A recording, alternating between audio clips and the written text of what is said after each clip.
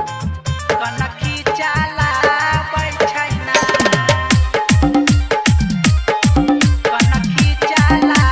बैठैना किया के माई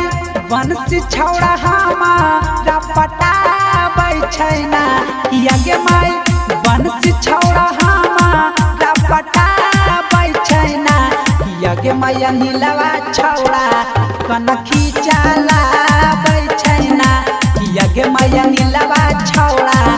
कनखी चाला बैठैना किया के माई बंसी छौड़ा हमारा पटा बैठैना किया के मैया नीलवा छौड़ा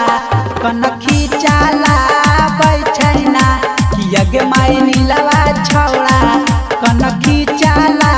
बैठैना mix by DJ Kanchan Raj Muzaffarpur. कनखी चाला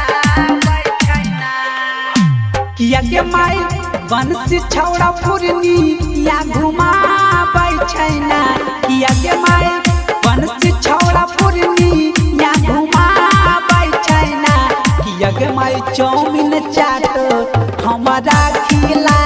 बैठैना किया के माई ठंडा लस्सी हमारा पिला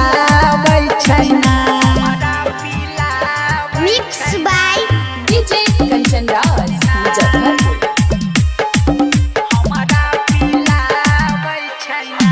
किया के माई